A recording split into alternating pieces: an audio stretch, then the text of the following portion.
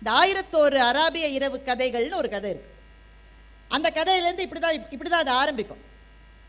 ஒரு மன்னன் இருந்தான். அவனுக்கு எந்த ஒரு காரணத்தினாலேயும் பெண்கள் மேல ரொம்ப வெறுப்பு. அவனுக்கு ஈராக் பகுதியில் இருந்த மன்னன், பெண்கள்னா அவனுக்கு ரொம்ப வெறுப்பு. மன்னன் வேற இல்லையா, அதனால என்ன பண்ணிட்டா, எனக்கு பெண்ணுனாலே பிடிக்கல, அவங்கள பழி வாங்கணும். இந்த என்ன செய்ய போறேன்னா, ஒவ்வொரு நாளும் ஒரு பெண்ணை நான் திருமணம் செய்ய போறேன். காலையில் எந்திரிச்ச உடனே ஒரு கல்யாணம், ஒவ்வொரு நாளும் அந்த ஆள் புது மாப்பிள்ளை. அடுத்த நாள் காலை அந்த பெண் கொல்லப்படுவாள். இந்த மந்திரிக்கு என்ன வேலைன்னா, அடுத்த மணப்பெண்ணோட ரெடியா இருக்கணும். எவ்வளவுலாம் கஷ்டப்பட்டிருக்காங்க பாருங்க அந்த காலத்தில். இந்த அரசனுக்கான மணப்பெண்ணை, தினம் ஒரு மணப்பெண்ணை அந்த மந்திரி கொண்டு வரணும். எப்படி கொடுப்பாங்க அவங்களுக்கு தான் தெரியல. அடுத்த நாள் காலையில் பொண்ணு சாக போகுதுன்னா எந்த வீட்டில் பொண்ணு கொடுப்பாங்க? இப்போ ஏகப்பட்ட பணத்தை கொடுத்து அச்சுறுத்தி தினம் தினம் தினம் தினம் ஒவ்வொரு பொம்பளை பிள்ளையும் அவன் கல்யாணம் பண்ணியிருக்காங்க அந்த அரசன். மந்திரிக்கு ஒரு நாள் ஒரு பெண்ணும் கிடைக்கல. எல்லாம் பெண்ணை பெற்றவங்கெல்லாம் குடும்பத்தோடு வேற வேற நாட்டுக்கு ஓடிட்டாங்க. ஒரு பெண் இல்லை ஊரில். ஆனால் பொண்ணை கூட்டிகிட்டு போகலன்னா அரசன் இவரோட கழுத்தை வெட்டிடுவான். அப்படியே கவலையோடு உட்காந்துருக்காரு. அவருக்கு, அந்த மந்திரிக்கு ஒரு மகள் இருக்கிறார். இந்த மகளை சொன்னார், அப்பா ஏன்ப்பா வருத்தமாக இருக்கீங்க? அம்மா இன்னைக்கு ஒரு பெண்ணும் கிடைக்கலம்மா, அந்த ஆள் என் தலையை எடுத்துருவாம்மா. அந்த பெண்ணு சொன்னா, நான் போய் இன்னைக்கு கல்யாணம் பண்ணிக்கிறேன் உங்க அரசர். ஐயோ இல்லம்மா, காலையில் உன்னை கொன்னுருவான், நீ இறக்கிறத நான் பார்க்க முடியுமாம்மா? நீ உன்னை அனுப்ப மாட்டேன். அந்த பொண்ணு சொன்னா, அப்பா கவலைப்படாதீங்கப்பா, நான் உயிரோட இருக்கேன். இருக்க முடியாத, அந்த ஆள் விட மாட்டானே, காலையில் கொன்னுருவானே உன்னை, காலையில் இருக்க விட மாட்டானேம்மா உன்னை. அப்பா நீங்க கவலைப்படாதீங்க, எப்படி இல்லை உங்க தலை தானே விழும், அதை நான் பார்க்க முடியுமா? நான் போகிறத உங்களால் பார்க்க முடியாதுன்னா நீங்கள் போகிறத என்னால் எப்படிப்பா பார்க்க முடியும்? நீங்கள் இருங்கப்பா, என்னை கல்யாணம் பண்ணி கொடுங்க, நான் பார்க்குறேன். அந்த பெண்ணு போயிட்டா. அந்த மந்திரி தன்னுடைய மகளுக்கு என்ன போதும்னு அப்படியே பயந்துட்டு இருக்காரு. அன்று இரவு அந்த அரசன் தன்னுடைய புது மணப்பெண்ணை சந்திக்கிற போது இவ சொல்றா, எப்படி காலையில் என்னை நீங்கள் கொன்னுடுவீங்க, கொஞ்சம் நேரம் இருக்கு, அந்த நேரம் மட்டும் ஒரு கதை சொல்லட்டான்னு கேட்கட்டான். ஒரு கதை சொல்லட்டா சார் அப்படின்னு விஜய் சேதுபதி கேட்பார்ல, அது மாதிரி ஒரு கதை சொல்லட்டான்றா. அவனுக்கு டைம் இருக்கு, இவ கழுத்தை வெட்டுறதுக்கு டைம் இருக்கு இன்னும். சரி சொல்லுன்னா அந்த கதையை சொல்ல ஆரம்பிக்கிறான். அந்த கதையில் ஒரு சுவாரஸ்யமான கட்டம் வருகிறது.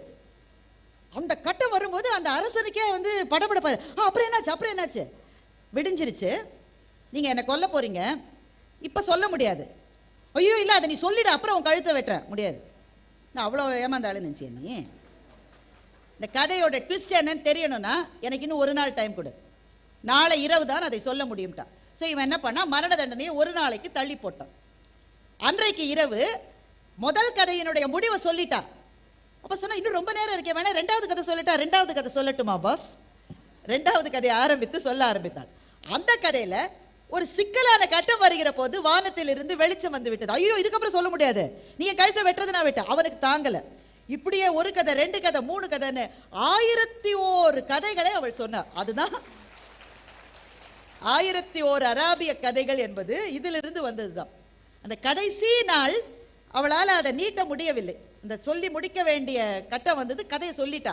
சொன்னா, நான் முதல் நாளே இறந்திருக்க வேண்டியவ, எங்க அப்பா அழுதாரு, நான் இருந்தாலும் என்னுடைய கதைகளின் மீது எனக்கு நம்பிக்கை இருக்கிற காரணத்தினாலே நான் இவ்வளோ 1000 இரவுகளை தாண்டியாச்சு, இனி நான் இறந்தா பரவாயில்ல. அந்த மன்னன் சொன்னான், இவ்வளவு நாள் நீ சொன்ன கதைகளிலிருந்து எனக்கு ஒன்று தெரிந்தது, பெண்களை வெறுத்த நான் ஒரு அடிமுட்டாள் என்பதை எனக்கு நீ புரிய வைத்து விட்டாய்.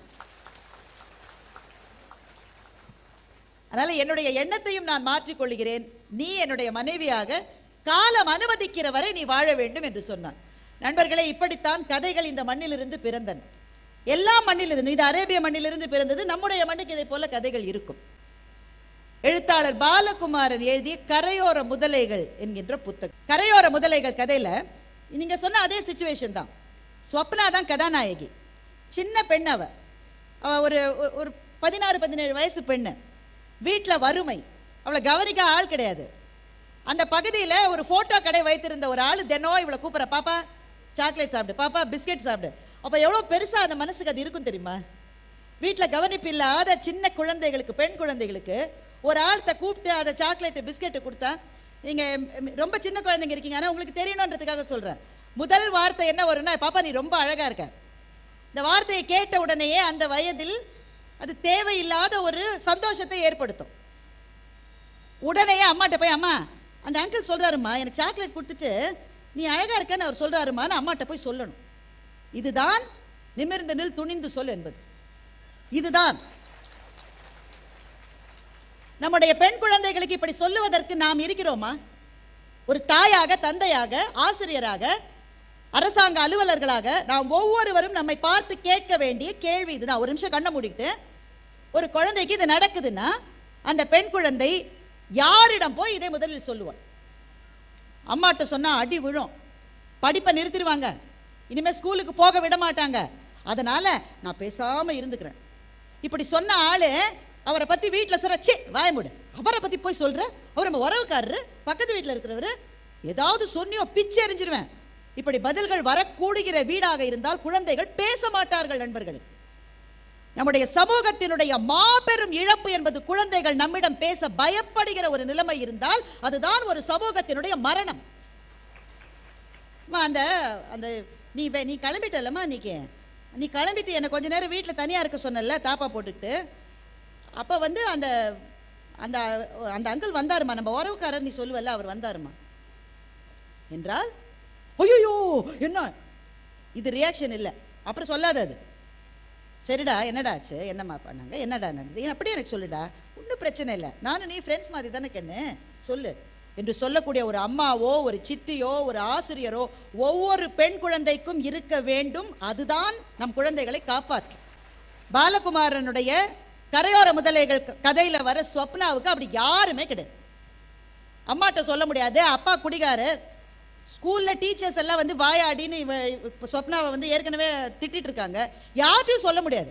அவளுக்கு உண்மையிலேயே வாழ்க்கையில் இருந்த ஒரே ஒரு பிடிப்பு அந்த போட்டோ கடை ஆள் தான். ஏன்னா அந்த ஆள் தான் கூப்பிட்டு சாப்பாடு கொடுக்குறான், சாக்லேட் கொடுக்குறான், பிஸ்கெட் கொடுக்குறான், ஏய் பாப்பா நீ ரொம்ப அழகா இருக்குன்னு சொல்றான். அப்ப ஒரு குழந்தைக்கு, ஒரு பெண் குழந்தைக்கு எது நடக்கவே கூடாது என்று நாமெல்லாம் நினைக்கிறோமோ நண்பர்களே, அது அந்த குழந்தைக்கு நடக்கிறது. அதை வாங்கி கொண்டு வெளியிலே சொல்லாமல் அந்த கஷ்டமான பருவத்தை தாண்டி வருகிறார். நம்ம என்ன நினைக்கிறோம், குழந்தைகள் ஈஸி டார்கெட் என்று கயவர்கள் நினைக்கிறார்கள். ஏன் பேசாது, வெளியில சொல்லாது, ஈஸி டார்கெட் அப்படி நினைக்கிறோம். அதான் உண்மை. இவ வாய் திறந்து எதுவுமே சொல்லல. ஆனா என்ன ஆகுதுன்னாக்க, காலம் கடந்து விடுகிறது. கொஞ்சம் பெரிய பிள்ளை ஆயிட்டா, படிச்சுட்டா, வேலைக்கு போயிட்டா, அப்புறம் திருமணம் ஆயிருது. ஆனா இந்த ரணம் என்பது வாழ்க்கை முழுவதும் கூட இருக்கிற வலி. இது குழந்தையா இருக்கும் போது இது தெரியாவிட்டாலும் வளர்ந்த பிறகு ஒவ்வொரு நாளும் உறுத்துகிற ரணம், மரண வலி. இந்த வலி ஸ்வப்னா தன்னுடைய கணவனான தியாகுவிடம் போய் சொல்லுவதாக பாலகுமாரன் எழுதுகிறார். அந்த பகுதி தான் உங்கள்கிட்ட சொல்லணும்னு நினைச்சேன். நான் ஒவ்வொரு கதையிலிருந்தும் வாழ்க்கைக்கான பாடம் கிடைக்கிறது நான் சொன்னேன் இல்லையா. ஸ்வப்னாக்கு இப்ப திருமணம் ஆயிருச்சு, இப்ப அவளுக்கே குழந்தை இருக்கு, ஆனா அதை மறக்க முடியல. இந்த நைட் மேர்னு சொல்லுவாங்கல்ல, இரவு சில சமயத்துல அப்படி தூக்கி வாரி போட்டுக்கிட்டு எழுந்து கூடி குறிக்க, ஐயோ என்னை இப்படி அந்த ஒரு கஷ்டத்துக்கு அவன் ஆளாக்கிட்டானே, அந்த அவமானத்திலிருந்து, அந்த அருவருப்பிலிருந்து வெளியே வர முடியாத ஒரு நரக வாழ்க்கையை அந்த குழந்தைகளுக்கு இந்த சமூகம் கொடுத்து கொண்டிருக்கிறது. அவ 80 வயசு பாட்டி ஆனாலும் அந்த அந்த அவமானத்திலிருந்து அவளால் வெளில வர முடியாது. தன்னுடைய கணவன்ட்ட சொல்றா, அவ ரொம்ப அதிர்ஷ்டசாலி. இதை சொல்லுகிற மாதிரி ஒரு கணவன் கிடைப்பது எவ்வளவு பெரிய அதிர்ஷ்டம்னு யோசிச்சு பாருங்களேன். கணவன் கிட்ட போய் சொல்றா, தியாகு என்னால் இதை மறக்க முடியல, இதுல வெளியில வர முடியல.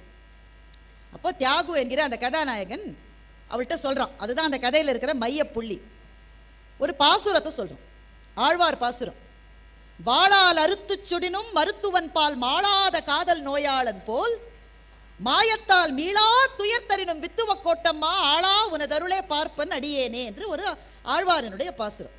அந்த ஆழ்வார் வந்து கடவுள்கிட்ட பார்த்து சொல்றாரு, கையில கட்டி இருக்கு. அந்த காலத்துல அனஸ்தீஷியா எல்லாம் கிடையாது தானே, மயக்க மருந்தே கிடையாது. அந்த காலத்துல கட்டி வந்தா அந்த டாக்டர் வந்து அந்த கட்டியை எப்படி எடுத்திருப்பாரு, கண்ணை மூடிக்கோ, அப்படி திரும்ப வலிக்கும், அவனை 2 பேர் பிடிங்க, காலை 2 பேர் பிடிங்க, அப்படியே இருக்க வேண்டியதான். ஏன்னா மயக்க மருந்து கண்டுபிடிக்கப்படவில்லை. விஞ்ஞானம் நமக்கு எவ்வளவு உதவி இருக்கிறது என்பதை யோசித்து பாருங்கள் நண்பர்களே. அன்னைக்கு அந்த கட்டியை அப்படியே சீழோட மருத்துவன் கட்டி வெட்டி எறிகிறான். உடனே நோயாளி என்ன பண்ணுவான், மருத்துவன் அடப்பாவி என்னை வெட்டிட்டியேன்னு டாக்டர் அடிப்பானா? மாட்டான். என்னுடைய நோயை நீ தீர்க்க வந்தாயே என்று மருத்துவரை அந்த நோயாளி கட்டி தழுவி வாழ்த்துவான். அப்படி கடவுளே நீ எனக்கு கஷ்டங்களையே தந்தாலும் நான் உன்னை வாழ்த்துவேன் என்பது ஆழ்வாரனுடைய பாடல். இந்த பாடலை தியாகு ஸ்வப்னாட்ட சொல்லிட்டு, ஸ்வப்னா வாழ்க்கை என்பது ஒரு மருத்துவன் மாதிரி, வலிக்க வலிக்க உன்னுடைய கட்டிகளை, உன்னுடைய ரணங்களை, உன்னுடைய பிரச்சனைகளை அதை அறுத்து எரியும். அதை அறுத்து எறிவதாலே வாழ்க்கையை நீ வெறுத்து விடாதே. அந்த மருத்துவனை நோயாளி காதலிப்பது போல நீ வாழ்க்கையை இனிமேல் காதலிக்க வேண்டும். நடந்ததை நினைத்துக் கொண்டிருக்காதே. இதுதான் நிமிர்ந்து நில். இது பெண் குழந்தைகளுக்கு மாத்திரமல்ல, இங்கே இருக்கிற எல்லாருக்கும், ஆண்களுக்கும் பெண்களுக்கும் சொல்கிறேன். வாழ்க்கை நமக்கு அவமானங்களை தரும், தோல்விகளை தரும், நல்லா போயிட்டே இருக்கிறப்ப டொம்முன்னு கீழே விழுந்துருவோம். யாரு பிடிச்சி தள்ளினானே தெரியாது. கடைசி மட்டும் எவன் கை தூக்கி விட்டுறதா வந்து நிக்கிறானோ அவன் தான் தள்ளி விட்டுருக்கான். அதுவே நமக்கு தெரியாது. பின்னாடி நிக்கிறவன் தள்ளி விடுறான். அவமானங்கள், வேதனைகள் இவ்வளவும் இருக்கிற போது இந்த வாழ்க்கையை வேணான்னு தோணுது இல்ல. ரொம்ப குறிப்பா அந்த இளமையிலே 10 பருவத்தில் அது ரொம்ப தோணும். நான் போயிட்டாதான் என்னை பத்தி இவங்களுக்கு எல்லாம் தெரியும் என்ற ஒரு வெறி வரும். நம்முடைய ஊடகங்கள், நண்பர்களை நான் இதை சொல்லுவதற்காக மன்னித்துக் கொள்ளுங்கள், தற்கொலைகளை குளோரிஃபை பண்ணுவது நம்முடைய ஊடகங்கள். தற்கொலைகளை பற்றி திரும்ப திரும்ப திரும்ப திரும்ப காட்டுகிற போது 10 பருவத்தில் இருக்கிற குழந்தைகளுக்கு அதுவே ஒரு இன்ஸ்பிரேஷனா இருக்கு. தற்கொலைகளை நம்ம குளோரிஃபை பண்ணக்கூடாது. நம்ம பிள்ளைகள்கிட்ட நம்ம சொன்னோம், ஏய் என்னடா அது கீழே விழுந்துட்டு அவ்வளவுதானே, எந்திரிச்சு நில்லு, எந்திரிச்சு நில்லு பார்க்கலாம். ஏங்க நாமெல்லாம் நடக்க கத்துக்கிட்டப்போ என்னங்க நடந்தது? ஒரு அடி வச்ச உடனே கீழே விழுந்துருவோம். உடனே அம்மா வந்து ஐயோ என் பிள்ளை விழுந்துருச்சேன்னு தூக்குவோம். அப்பா சொல்ல, ஏ விடு விடு, நடக்க விட அவனை, அப்படித்தான் விழுவான். 2 தடவை விழுந்தாதான். முதல்ல சைக்கிள் ஓட்டினப்போ என்ன ஆச்சு? முதல் அடி வச்ச உடனே பேலன்ஸ் நமக்கு வந்துருச்சா? நம்ம என்ன சூப்பர் மேனா? கீழே விழுந்து முட்டியில் அடிபட்டு எச்ச துப்பி அது மேலே பேப்பரை ஓட்டிட்டு திரும்ப சைக்கிள் பின்னாடி ஓடின ஆட்கள் தானே நம்மெல்லாம். ஒரு தடவை விழுந்துடும், ஐயோ நான் சைக்கிளில் இருந்து விழுந்து விட்டேன், இனிமேல் நான் சைக்கிளில் ஏற மாட்டேன். நீ வாழ்க்கை முழுக்க சைக்கிளை ஓட்ட முடியாது. நீ சைக்கிள் ஓட்டலன்னா பைக் ஓட்ட முடியாது, பைக் ஓட்டலன்னா கார் ஓட்டுறதுக்கு கூட பேலன்ஸ் வராது. அப்போ முதல் அடி கீழே விழுவதுதான். நண்பர்களை, யார் தோல்வி அடைந்தவர்கள்? அவன் தோத்துட்டான் யாரை சொல்லுவீங்க நீங்க? கீழே விழுந்தவனியா? கீழே விழுந்த பிறகு எந்திரிக்காம இருக்கிற சோம்பேறி தான் தோத்து போனவனே தவிர கீழே விழுந்தவன் தோத்து போனவன் கிடையாது. அப்ப ஒவ்வொரு முறையும் பாலகுமாரன் எழுதிய கரையோர முதலைகள் கதையில வருகிற தியாகு சொப்னாவுக்கு சொல்லுவதை நான் என்னுடைய வாழ்க்கையில் கஷ்டமான நாட்கள், பிரச்சனைகள் வந்த போதெல்லாம் எனக்கு நானே சொல்லிப்பேன். வாழ்க்கை என்பது ஒரு மருத்துவன் போல. வாழ்க்கை ஒரு அறுவை சிகிச்சை மருத்துவன். நம்மிடமிருந்து சில விஷயங்களை காயப்படுத்தி திரும்பவும் நான் எழுந்து நடப்பதற்கு வாழ்க்கை உதவுகிறது.